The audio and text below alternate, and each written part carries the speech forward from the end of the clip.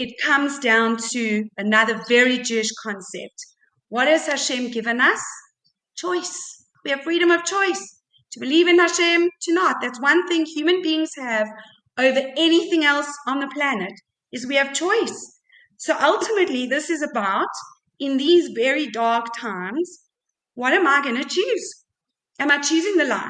Am I choosing happiness? Am I choosing joy?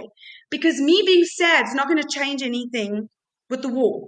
Me being sad is not going to make Hamas release the hostages. But me being happy, maybe enough positive energy sent out into the world will create a miracle.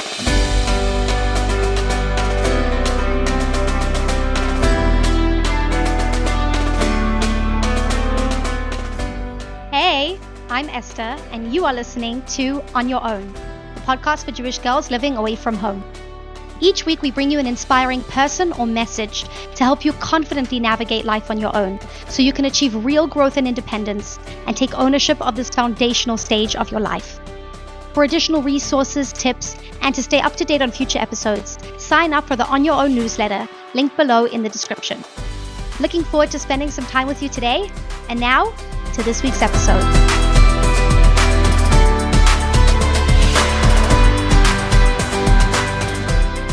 Hello, welcome back to another episode of On Your Own. My guest today is Shareen Richter. Shareen is a happiness and laughter professor, international speaker, and best-selling author. Today we discuss happiness and laughter in difficult times. We talk about the true definition of happiness, why changing your thoughts won't make you happy, the power of laughter, and how to feel happy even when life gets really tough. Get ready to have your perspective on happiness totally turned on its head. Shareen teaches people how to laugh, and for a minute, we actually did some laughter coaching together on the call to give you a sense of what it looks like and how you can integrate it into your own life. I'm sharing this now because it was so uncomfortable. It was so uncomfortable in the moment to allow myself to laugh out loud into a mic, and it's so uncomfortable for me to be releasing this episode to who knows how many people, because laughter has become uncomfortable. And, that's been the biggest takeaway I've taken from this conversation, that we've got to start doing things that are uncomfortable to feel happy and to make the world happy, because the comfortable status quo that we've gotten used to is just making us more miserable. So I believe in you. I believe that you could do the hard stuff. And that's why I believe that listening to this conversation is going to make so many people happy. And I hope that you can really integrate some of these tips and tools and insights into your own life. I'm really excited. Let's get into the episode. Shareen, as a laughter and happiness professor, what got you into this field, and what does your work actually look like on a day-to-day basis? Esther, it's a really interesting question. What got me into this profession? And the only thing I can say is life experience got me into this position. I think the constant search for what can make a person happy, how do we cope with the stress and everything that's going on in our own lives, led me to just look harder and deeper to say there has to be some kind of solution. And it was interesting because I was going through a very challenging time in my life when I came across it. My sister-in-law, who has unfortunately passed away, suffered from bipolar depression. And she was a really sickly girl and often had suicidal episodes where she didn't want to carry on living and life was just too hard. And unfortunately, she had 2 kids at the time, and she had tried to take her life and was in hospital. And it happened to be a Friday, and I'm not naturally blonde. I'm actually dark. So I was at the hairdresser back in the day when there were still magazines that people used to read. And it was kind of a whole day affair going from dark to blonde. So I had plenty of time on my hands, and was reading an article about a person who did laughter yoga, who taught people how to laugh. And I was fascinated by it. I had actually seen it on the Oprah Winfrey Show about 3 months before that, and was fascinated by the concept of what is laughter coaching, how do you laugh to make yourself happy. And on Oprah's show, which was really for me, I would say, a pivotal point in my life, She interviewed her makeup artist who suffered from depression and had recently lost a close friend. And he had attended a laughter workshop. And when she said to him, "How did it make you feel when you did the workshop?" He said something, and I've never forgotten the words, so I still quote them exactly as he said them. He said, "I felt the stress lift off my body, it lifted off my soul." And I sat there looking at him thinking, oh my word, I need some of that. I want some of that. And at the time, there was nothing available in South Africa. Fast forward a couple of months, I read this article in a magazine, and there was somebody here from overseas that was running a workshop. So that Shabbos, I went to my in-laws, and of course the kids were there. Everyone was in a terrible state. And I said, come on, guys, let's just do this. Let's go as a family. Let's just go laugh. It's meant to be amazing. Let's do this. Anyway, they thought I was absolutely off my head mad, but I think everyone was just in such a bad space that they thought, well, let's just try. So I took them all, my father-in-law, my brother-in-law, my kids at the time who were teenagers, and took them to this very weird place in quite a weird area. We arrived there, and the facilitator didn't pitch. And there was 8 of us, me and my entire family, and no facilitator. There were a few other people. And there was somebody there who said, Shareen, you've come all this way, it must be like terrible. I know you want to experience it. I'm not a facilitator, but what I'm going to do is I have learned some of the skills, and I'll try and sort of run a workshop for you and just do what I know. So don't judge on what I do, but let's try and experience it. And so we kind of thought, well, we're here, we may as well give it a bash. How hard is it just to laugh? What can go wrong? And she facilitated the workshop, and something incredibly magical happened during that workshop. The facilitation really wasn't great. We laughed our heads off. And when it was finished, something so amazing happened. Everything around me had changed, but nothing had changed. And what I mean by that is I left the session and I got into my car with my kids, and I felt like I was on drugs. I was like, oh, that was amazing. I was elated, but nothing in my outside world had changed. But yet everything had, because I had changed. And we kind of came home and we were all in such good moods and feeling so amazing. And that was the end of that. And then I managed to get hold of the guy who was originally supposed to facilitate the session. And I asked him if he would teach me how to do this, because I just could not believe the shift in how I felt from walking in feeling anxious, apprehensive, stressed, worried, to feeling happy, but there was nothing that had changed. Anyway, he did teach me. And how I got involved in it is really a crazy story, because he taught me, and I decided to run workshops from home for tzedakah on a pay-it-forward basis. So everyone would come to my house, we would do a laughter workshop, and people would donate money. And I was just doing this just for myself and for my friends, just to kind of help us feel better, cope, get through life. And then some of the people that were coming to me actually landed up working for big companies. And a few of them said to me, wow, this would be amazing as a team builder. Wow, this would be amazing if you could do this, and do executive coaching or come into my business and help my teams. And I decided, if I'm going to do this, I'm going to do it properly. So I took myself off to India, and I went to learn with the doctor who developed the program. So laughter coaching, in its simplest form, I've modified it and given it my own flavor, is actually called laughter yoga. And it was developed in India over 25 years ago by a medical doctor who was researching how you can create shifts in the human brain and the human body and human emotions, and how you can do that in the simplest way possible, but where it's scientifically proven to create physiological and biochemical changes in the body and the brain. And what he found that when a human being laughs, there are certain chemical reactions that happen in the brain that then create the body to secrete certain hormones. So it's a chemical and physiological shift that happens when you laugh. But the theory behind it was, well, how do you laugh? How do you get a person to laugh? Because, if you hear the same joke every day, it's not really funny anymore. When you're going through a really stressed time or challenging times, how do you laugh? We kind of walk around saying, there's nothing much funny to laugh about. You expect me to laugh. And what he found was that the human brain cannot tell the difference between real and simulated laughter. Really? Which means that the brain can't tell the difference if you're laughing for real or if you're faking the laugh, but the same chemical things still take place within the body.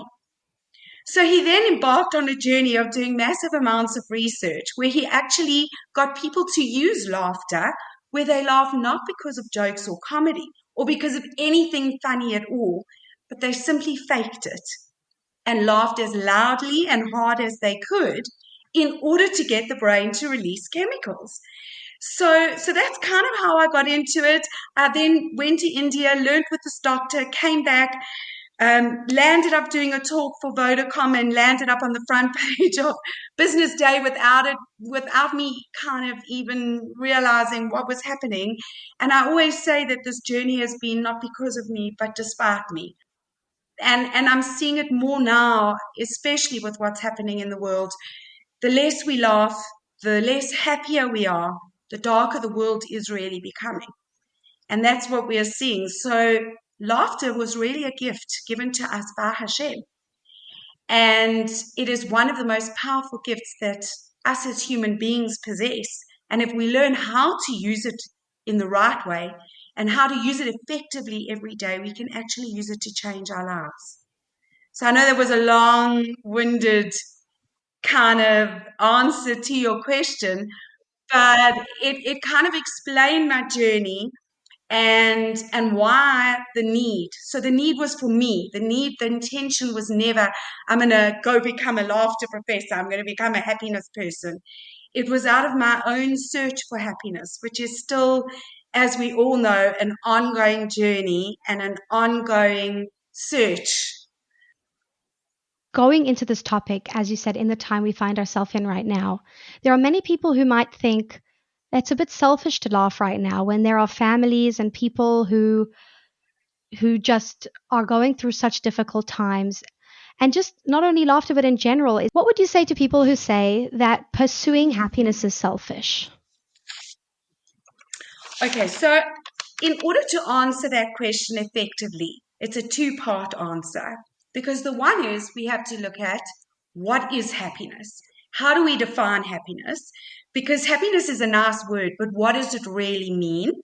And number two, how does being happy affect us in the world? And when I discuss that, I need to discuss energy and how we are energetic beings and a little kind of insight into quantum physics and quantum mechanics to understand how our happiness or lack of happiness not only affects ourselves and our physical bodies, but those around us and the state of the world that we're in. So first, looking at how do we define happiness? What does happiness look like? Well, the only thing that I can say is happiness looks different for every single human on earth. There is no one thing that defines happiness. So what could make you really happy, I could think of as something absolutely terrible. You might love roller coasters and you might love going upside down and inside out and doing these crazy, daredevil rides. And to me, that would terrify me. And I would think that was terrible. But if you went to a park and went on those rides and spent the day doing that, to you, that could be your happiest day. To me, sitting and listening to the sound of water in my garden makes me happy. To my 18-year-old son, that is the most boring thing on earth, and he'd rather be stuck on his phone sitting on the couch. So I think step number one is define for ourselves what is happiness. But it goes so much deeper than that because happiness is really a feeling. Happiness is not a thought. You can't think yourself happy. And I know, there's this whole kind of new age talk on positive thinking, stare at yourself in the mirror and say you're happy 500 times and then go about your day. My opinion is that that doesn't work. And the reason it doesn't work is you can't trick your subconscious. So you can stand in the mirror affirming how happy you are all day, and especially with what we're going through, and people are dealing with trauma and anxiety and worry, and you can look in the mirror and go, I'm so happy. I'm so happy. And your subconscious is going, really? Like what load of rubbish? Who are you trying to kid? You're not happy. Let's be real. So it doesn't do anything. When you're happy, you don't have to tell yourself you're happy. It's the same as when you're sad. You don't have to tell yourself you're sad. You feel sad. So now if we look at emotions and we look at polarity, the first thing is we have to say to ourselves, we know we're sitting in fear. We know we're sitting in anxiety. We want to be happy. But happiness is an elusive concept if we actually don't know what it is for us. So the first thing is just you have to define, what is happy going to look like for me in my life? We all say we want to be happy, but what does it mean? Does it mean I need to spend half an hour being introspect and meditating every day? Does it mean for half an hour I need to put on loud music and dance in my kitchen while I'm making lunch because that's going to lift my spirits and make me happier? Does it mean making time to meet a friend or connecting with someone? What does it actually mean? Does it mean reading a book and spending time doing that? People have different concepts. And the reason why we're never happy is because we never really define what happiness is going to look like. So we never are able to achieve it. And then we're always moving to our next goal. Well, when it's Shabbos, then I'll be happy. Then I can rest, then I'll be happy. But before then Shabbos comes in, and then that's the next goal. I'll be happy. As soon as I can get into bed after supper, then I'm going to be happy. Then we wake up in the morning, and then we got to start again. Is happiness a feeling or an action? Because what you're describing is what happiness looks like for different people sounds like actions. So are the actions different, but the feeling of happiness is the same? Happiness is a feeling, and based on how we feel, we then act in the world. So when you're feeling sad or when you're feeling happy, the way you present to the world, the way you are in the world, your motivation, your enthusiasm, your relationships, how you connect with people, all of that is different depending on your emotional state that you're in. Now, it's very hard to make yourself feel happy when you're not feeling happy. And I think that's the biggest thing, is people need to say, what does happiness feel like to me? Rather, what does it feel like in my heart? If I closed my eyes and I went back to a space and time in my mind where I felt happy, can I bring back that feeling again? Was it when you were connecting with friends, with loved ones, with family? Was it when you graduated? Was it when you got an award? What was it? And it will be different for everyone. But almost take yourself back to that place to feel that's right, that's what happy feels. But now, how we think and how we feel determines how we act in the world. So our thoughts and feelings are connected. So we think certain things will make us happy, and then whether they do or they don't meet our expectations, we then have a perception of, is this good or isn't it? And if it's good, yes, we'll be happy. And if it isn't, no, we won't. But it's our perception. So everyone has a different perception of reality. And that perception is connected directly to how we feel.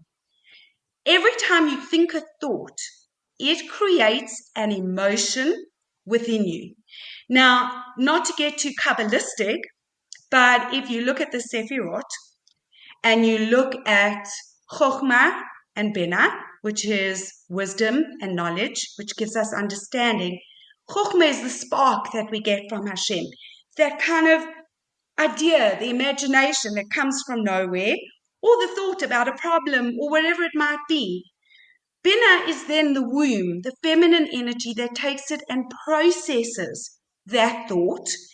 And the way we process that thought is based on all of our past experiences that we've had and the feelings attached to them. Because in truth, Everything is neutral. Nothing is good or bad. It depends what perception you attach to that thing. So is a phone good or bad? It's neither. But if I decide it's good, then it's going to be a good thing and I can feel happy. And if I decide it's not a good thing based on previous experiences, then I'm going to have a negative emotion towards it. Things like positive thinking and gratitude have been touted as being the solution to unhappiness. And if you want to be happy, then you need to just focus on all the things that you're grateful for. You need to change your thinking. But what I'm hearing you say is that if you don't change the feeling first, you're not going to be able to change those things because you're stuck in this place of this low sort of energy and feeling. And I know that when I'm in that kind of place, the last thing that I'm going to think of is the things I'm grateful for. That feeling then elicits all these thoughts about how things are actually going wrong and all the things that I'm actually not grateful for in my life. So, this is a really interesting kind of spinning this topic on its head that no, first you have to feel happy. And from that place of feeling happy, you will then start to seek out the things that make you happy, like noticing the things that you're grateful for and participating in activities that lighten your mood and make you excited for the day. Yeah, really interesting because I've noticed that in my own life. Yes, so you're 100% right. But the problem is that our perception right now of what's going on in the world, of our situation, is that it's all negative and it's all bad. And so you ask the question, and that's why I said it's a twofold question. You know, is it self serving to think of happiness?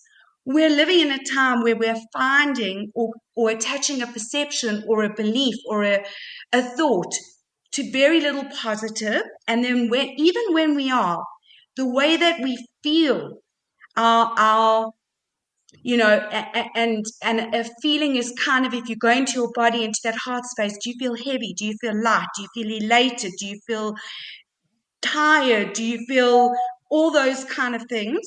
Um, the way that people feel right now is very low. And what science has proven is that happiness is like a thermostat. So we all have a certain level of happiness. And then good things happen and kind of we get a bit happier, and bad things happen and we get a little sadder. But we have a base level. But what's happening now is it's becoming harder and harder to pull ourselves back to that thermostat. So they've even done research where they've found that people who have won the lottery, where they've measured their happiness levels when they won the lottery and 1 year later, at the end of the year, they were back to the same levels of happiness that they were the year before. So that's very indicative that that was always the case. And we were always able to kind of maintain that kind of level within.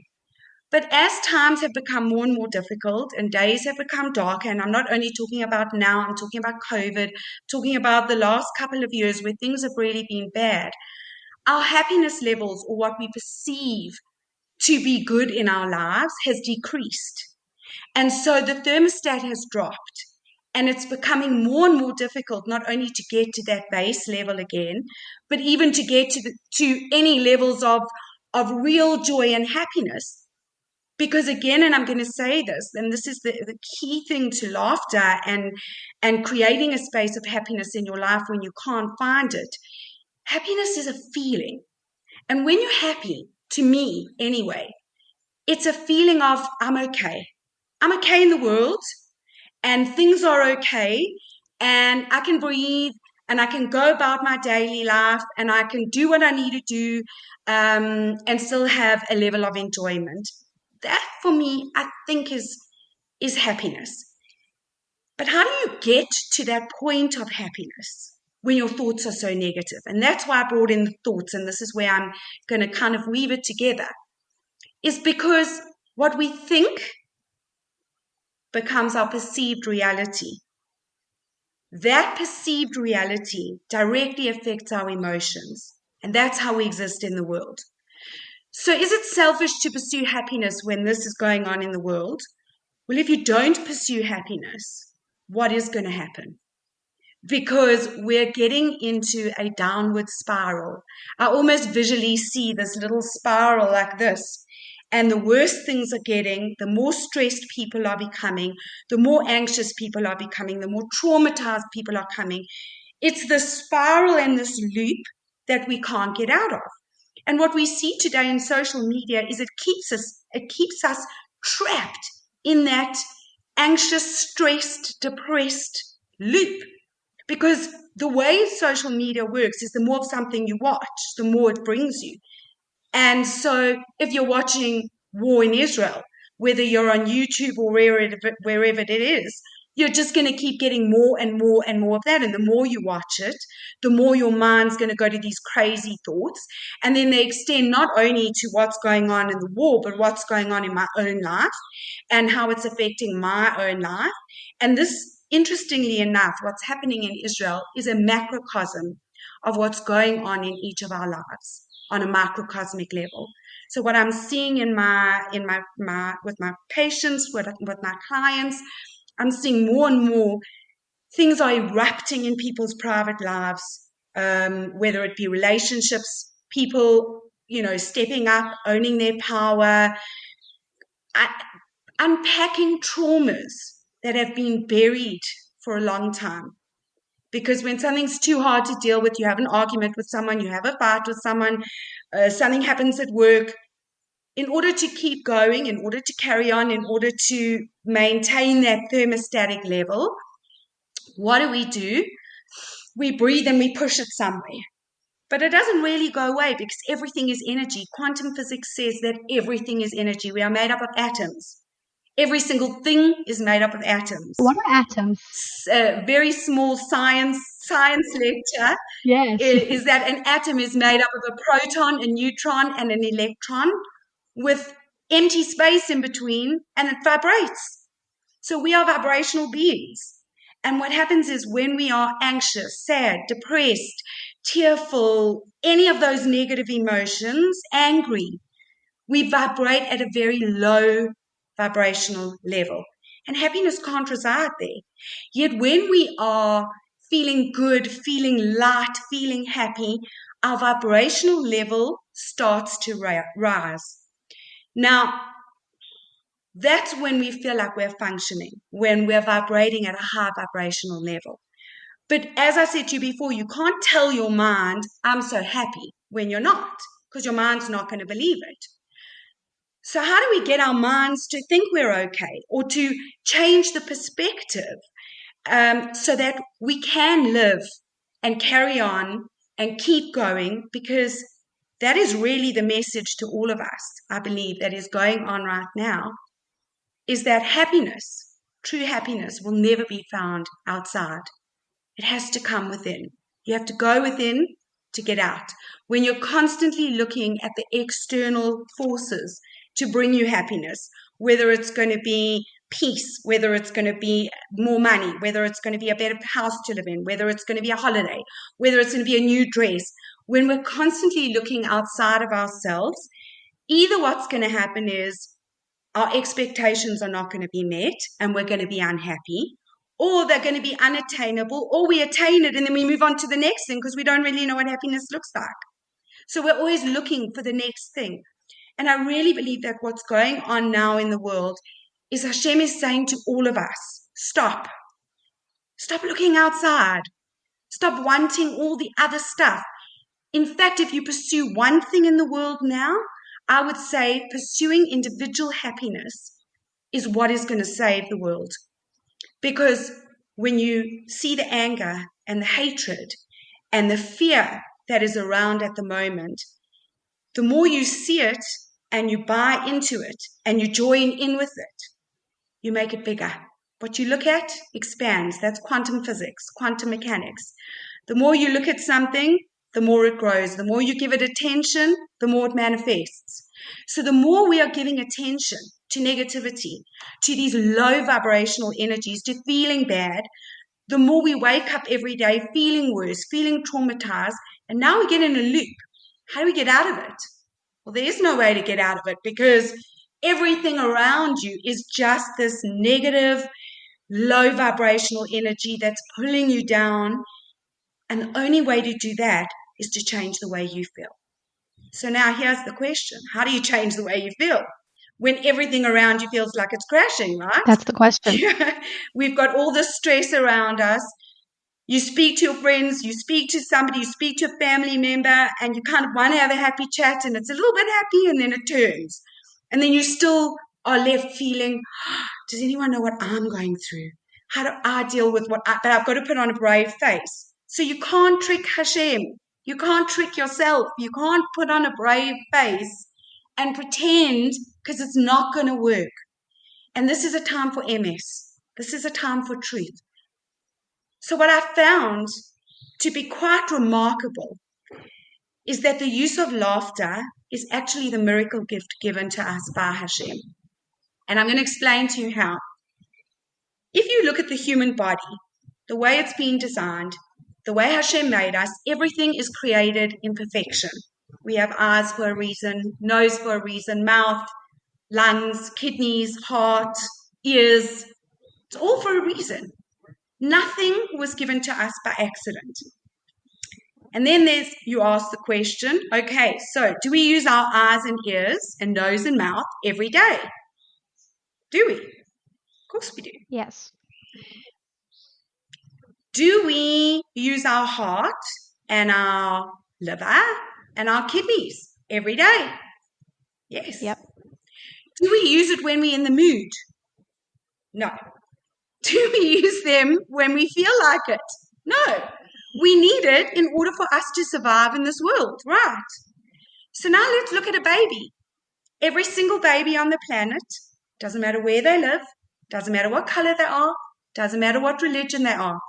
Every single baby on the planet at 6 weeks starts to smile.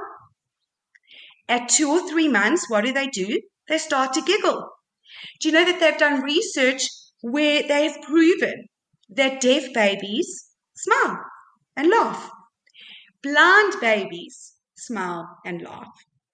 And then to add to that, deaf and blind babies still smile and laugh. So you have to ask yourself the question, why? If Hashem gave us every single thing that we have for a reason, a very important reason, a heart, lungs, eyes, nose, nothing was given, a mouth to speak. Why were we given laughter? Well, it certainly couldn't have been to laugh at funny jokes. Or it certainly couldn't have been so we could watch something on TV or watch a comedy and have a good laugh. There has to have been something deeper. And here's where the miracle comes out. What is the depth of laughter?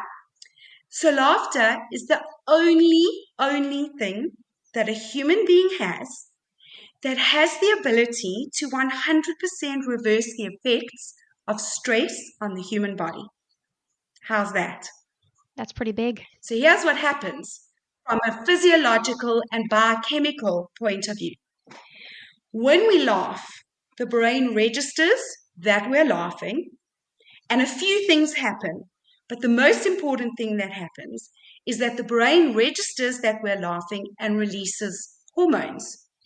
And some of these hormones are things like cortisol. Cortisol is when we're stressed. So when we're stressed, our brain releases cortisol and adrenaline and all of these stress hormones that depress our immune system, make us feel tired, take our energy away. We'll end up getting sick more easily, affect our relationships with people because we're feeling so bad. All of these things affect our love lives, our relationships, because it affects your serotonin, your dopamine. It affects all these chemicals. But the minute we laugh, the brain goes, Shareen's happy, even if I'm not. And the brain then starts to release all these amazing drugs and chemicals that reverse the effects of stress on the human body. So it's almost like we're still wired like cavemen. So if you think of a caveman, how was a caveman wired? Well, the caveman or cavewoman would go off to get food. And he would go off looking for food, and he would come across a big, scary lion. And what would happen when he saw a lion? Oh my word, he would panic. His heart rate would go up. His pulse would start. He would feel himself sweating. His breath would get sharp. He'd be, panicking. He'd be thinking in his mind, oh my God, I've got to go. And suddenly you go into fight or flight. The body puts you into fight or flight. And the caveman would turn and run for his life. And eventually, when the caveman is safe, he sits down, he or she, and the breathing regulates, and they feel calm, and they feel relaxed, and now they're okay. And now they can carry on going and looking for more dinner. But if you fast forward to where we are today in the world, and you look at our lives, we are the caveman every day. We are running, we are panicking, we are stressing, we are in fight or flight mode with our thoughts, with our emotions, with the responsibilities on ourselves, with our finances. But we never get to go, I'm safe. We never get to be the caveman that says the lion's gone, I'm not safe, I'm not in danger anymore, and I'm fine. So we're constantly in fight or flight mode. And what laughter does is it takes you out of fight or flight mode and puts you into that space of, I'm calm. Because here's another amazing thing about laughter. You cannot laugh and think at the same time. It is physically impossible. Really? So for that moment while you're laughing, your thoughts stop. And all that noise that's going on, that's creating all these emotions within you, suddenly just is quiet for that moment. You know, I say going on a holiday, you can go on a holiday and not have a holiday at all, because this comes with you. And, you know, when you have to define where's your stress, well, your stress is not at work. Your stress is not at home. Your stress is not in the kitchen. Your stress is here. Your stress is not at varsity. Your stress is not at school. Your stress is not anywhere else except here. In your mind. So the only way we can change it is if we can, again, as I said, change the thoughts, which are very difficult to do, almost impossible, I would say. So how can we do it? We do the reverse. Hashem's given us the way to kind of reverse everything and say, let's change the way you feel first. And then when you feel okay, you can think differently. And then your perception of things can change, and how you are in the world and how you function and how you cope can then be different. Because when we laugh, our brain releases endorphins and opiates and dopamine and all these amazing chemicals that boost our immune system, regulate our heart rate, improve our moods. It has so many health benefits besides the fact that in your own life you just start feeling better when you have nothing to feel better about. What would that look like? How do we just start laughing? Okay, so it's really much simpler than you even imagine. It is as simple as starting to laugh. So again, the brain cannot tell the difference between real and simulated laughter. So whether you're laughing because you heard a funny joke or you're laughing just because we're now going to fake it, the brain doesn't know the difference, and it will release all these amazing feel-good hormones. So it's almost like going to gym for your emotions, for your heart, for your soul. If you went and did some exercise or you went to the gym, you imagine doing push-ups and pull-ups and sit-ups. There's all these exercises, and you go there so that you can exercise those muscles, so you can build those muscles, become stronger and feel better. It's the same thing with laughter. We have laughter exercises that we use where we fake the laughter. The parameters are you have to laugh as hard as you possibly can, as loudly as you possibly can. Really? And I'm just looking at your face, looking at me in shock and horror, because the louder you laugh and the harder you fake it, the more chemicals and drugs your brain releases into your body. So just like you're sitting at me, and you know, for the listeners, if they don't see this part of the podcast, I look you're looking at horrified. me in shock and horror with your mouth hanging open. And the reason why I had to do the whole intro in the beginning for you to understand how things work is because your reaction is the same as everyone's reaction. What do you mean I must just laugh? Oh, I feel weird. That feels awkward. That feels uncomfortable. No, people are going to think I'm silly and I'm stupid. That is the problem with the world today. We have been conditioned to not laugh. We're told if you laugh, you'll be silly. No one will take you seriously. You can't walk around laughing and being happy. But in actual fact, laughter is the only thing we have that's going to heal us right now. And no, we don't have anything to laugh about. And no, there's nothing funny. So what we're going to do is we're going to use our God-given gifts, and we're going to use laughter exercises to fake the laughter and feel terribly awkward and uncomfortable and weird and strange.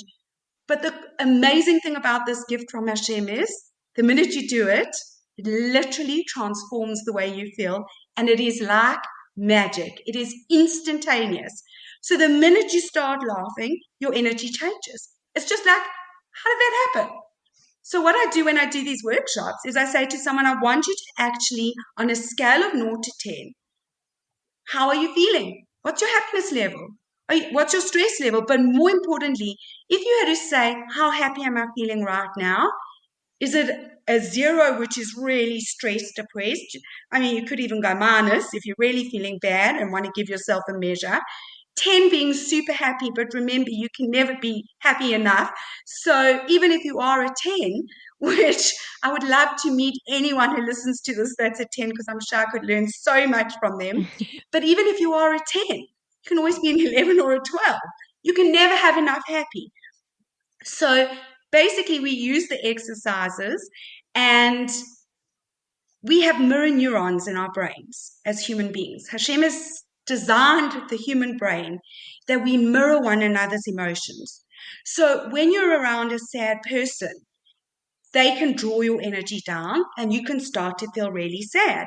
And we know this because, again, I'm going back to quantum physics, back to where atoms and energy, when you walk into a room, if someone's in a bad mood, they don't need to tell you, you know. Or if you walk into a room and someone's all happy, you get that feeling and you know. How do you know? Because we have mirror neurons and we mirror one another's emotions. So the more depressed, stressed, anxious the world becomes, the more we mirror that, the more depressed, stressed, and anxious we become in our own individual lives. So easy to change it, because the same applies with laughter. So, if you've walked into a room and people have been laughing and you don't know what they're laughing about, but they're laughing, you'll still smile. You'll find yourself smiling. Or if people are laughing at a joke, even if it's not that funny, you'll still smile. The simple act of smiling sends a message to the brain to say, Shareen's happy, even if I'm not. And it gets my brain to start releasing hormones and chemicals.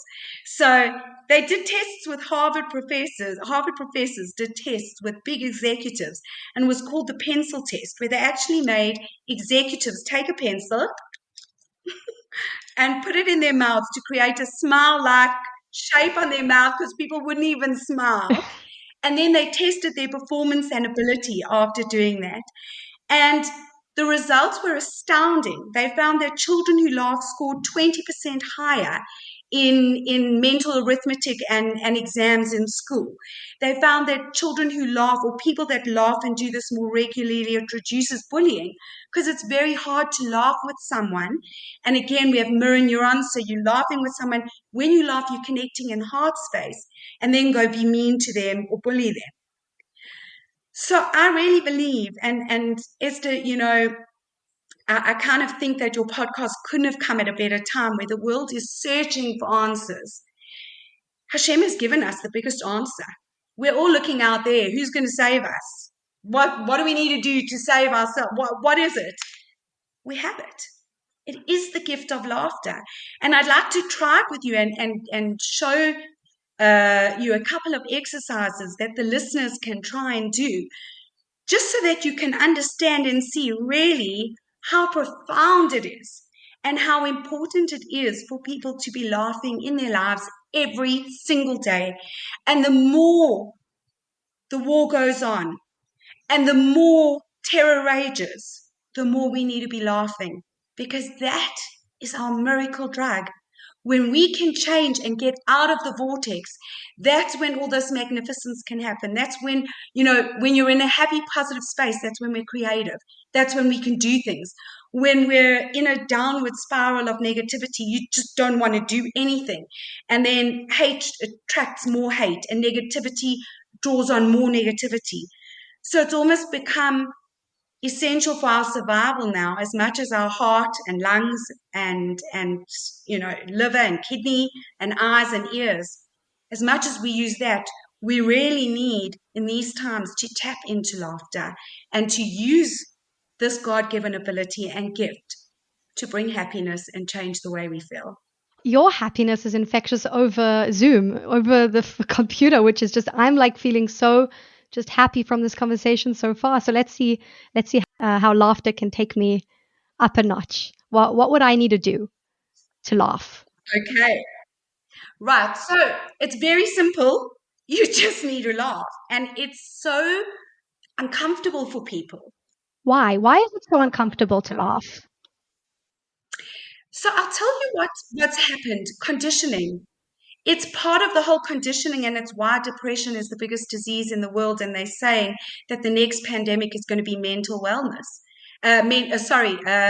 Depression is going to be the next pandemic because what's happened is in the past, if you were playful, if you were fun, if you went into work and you brought any kind of laughter or happiness energy, people kind of looked at you. You know, if you were too happy, people looked at you. What's wrong with you? What's wrong with it? Well, that's not how we behave here. And society, and this goes back centuries though, but society has almost frowned upon laughter as being something silly. If you go back to the time of kings and queens, they had jokers, which were these silly people who came to make you laugh, or clowns who were these silly people who came to make you laugh. And it was almost made as if it was something, yes, it was nice if we did it and in a very reserved way, but it was kind of something for the bourgeois, you know, and that's just what happened over time. People didn't take you seriously if you were walking around being happy. And a perfect example before we just quickly get into the laughter, but if you said to me, Shareen, how are you today? And I said, Esther, I'm amazing. I'm incredible. I'm having the best day, and thank you for asking. What would your reaction be? I don't know if I would believe you. You would go, what? Where did you fall from? What? What are you talking about? Where did you fall from? What drugs are you on? What are you taking? Right? Think of this little conversation, how sad that is, how terrible it is. That me saying happy is a terrible thing. It's like, she's mad. Maybe she needs drugs. Maybe she needs antipsychotic medication because she's happy. Because what would be the norm? Hi, Esther, how are you? Oh, surviving. It's been so tough. Things are so hard. Isn't that what we say? Yeah. But now what we say comes from what we feel. Remember, what we think, what we say, and what we feel are all connected. And these are all the Sephiroth that are all connected, and all our energy flows that are all connected. And so that's acceptable. And then if someone tells you all that bad news, you go, the minute they take a gap and have a breath, you go, oh, you think that's bad. You don't know what happened to me. I was going to get food for Shabbos, and then I missed the train, and then I couldn't get on the bus, and someone stood on my foot, then someone's trolley landed on me, and the milk spilled all over the floor. You can't believe what happened. And those are the kind of conversations that we engage in, and those are fun. Judaism says that we need to serve Hashem with joy, but it's so interesting that our culture doesn't say that. You know what? It's not even, our culture does say that very much because laughter is a very Jewish story. And I wouldn't want to misquote because you have such learned girls that are going to be listening. But I know that there's a story, I think in the Talmud or Gemara, I'm not sure, where there were two jesters in a market and they were going around making everyone laugh and people were commenting on them. And I don't remember the whole story and I don't want to be quoted on it, but basically the message was that the people that were these two jesters will be guaranteed a place in the world to come for making other people happy. Yeah. And really that is because what is the world to come when we're happy and we're at peace with ourselves and we can connect to Hashem? Isn't that the world to come, in a sense? Wow. Isn't that the place that we all want to be? And that can only be achieved through happiness. So when you're davening, when you're praying, when you're standing there and you're full of fear, you're not even reading the words. So you're wasting your time, because what are you even doing? Rather, get into your heart space and try and find that happiness within, and then talk to Hashem. That is serving Hashem with joy. But being in that frenetic prefrontal cortex brain where all we can think about is what's going wrong and we're not even focusing on the words or feeling them.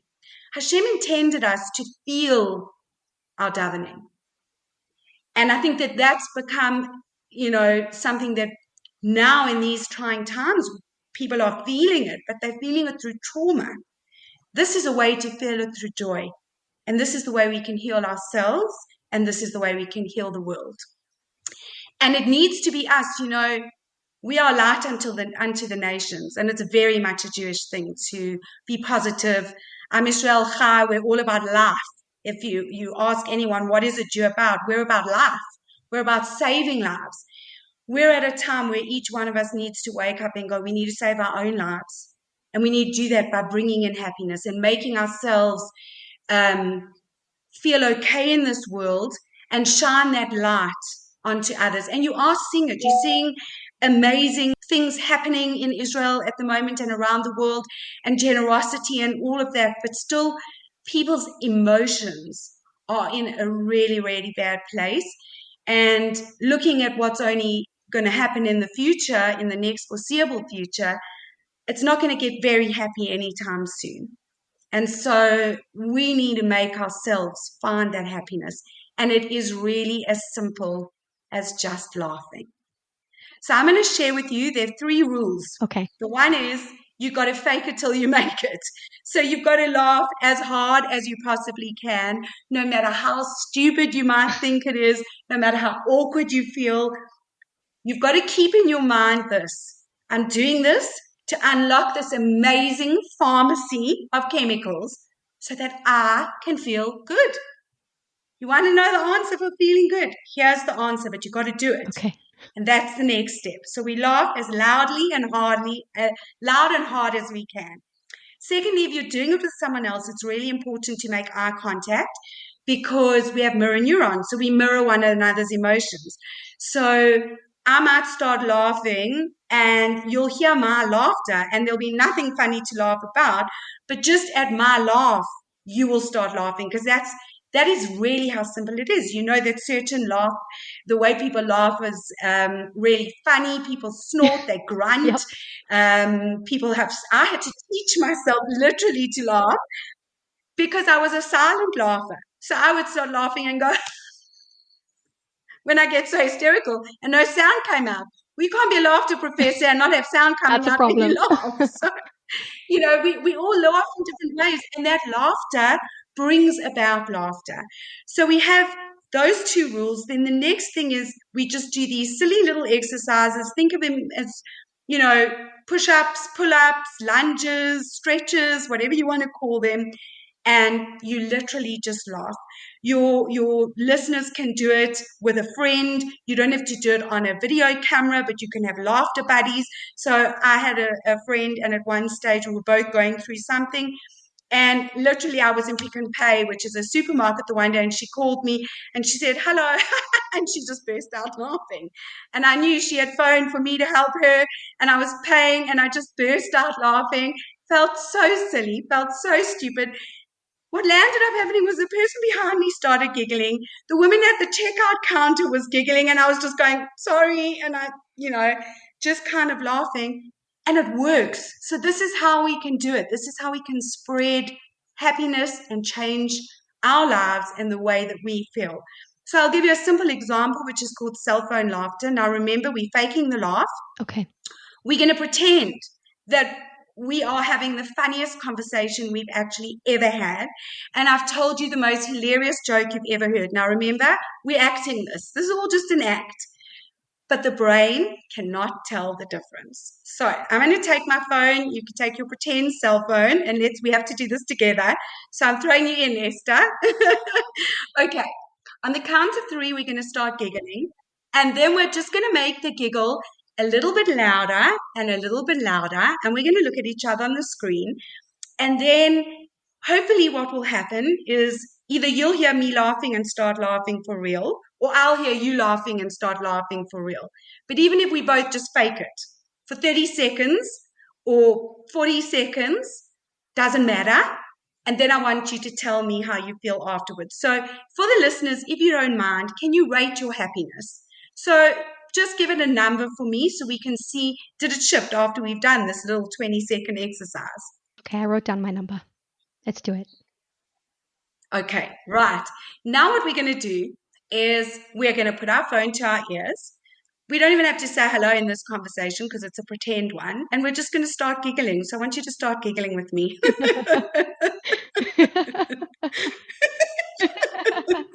Okay, it feels weird. Yes, We're it going to does. make it Oh bigger. my God.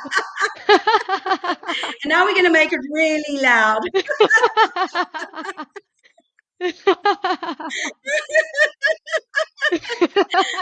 And force it, make it bigger.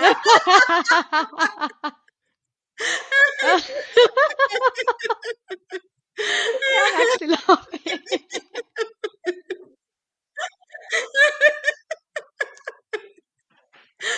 Me too. In fact, I'm having a hot flush.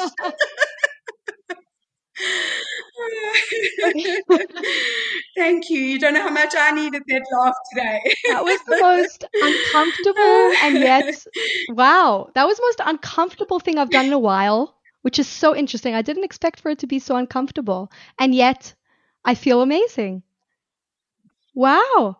Sometimes I guess the thing Do you feel amazing? I actually feel like I'm on another level right now, like I'm floating.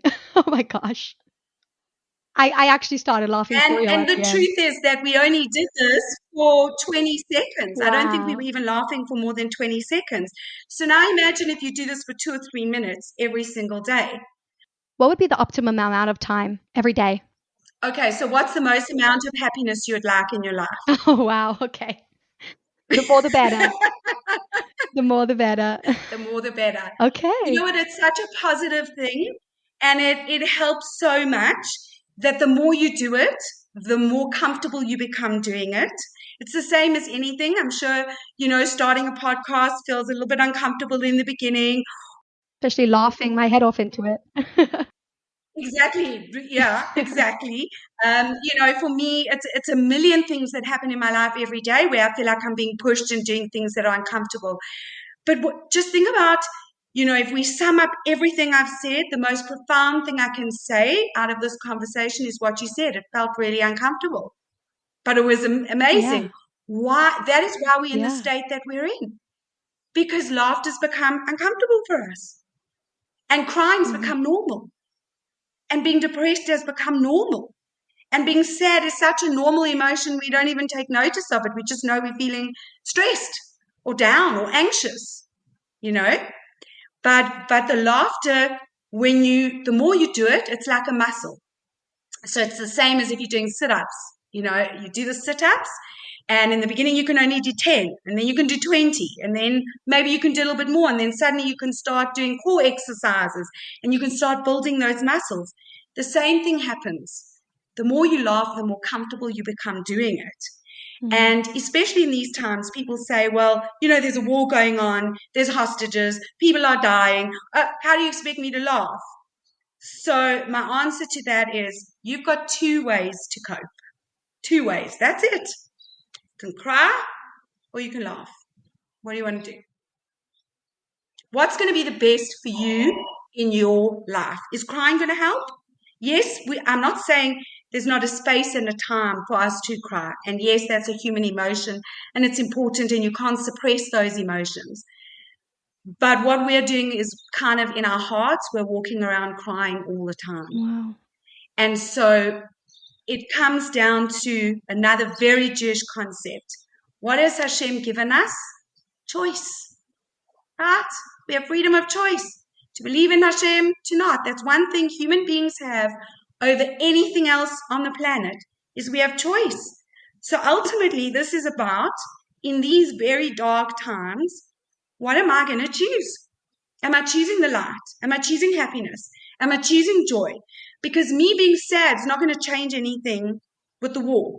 Me being sad is not going to make Hamas release the prisoners, the hostages. But me being happy, maybe enough positive energy sent out into the world will create a miracle, will create the scale to tip. We always speak about when Moshiach comes, we just need that one person to tip the scale.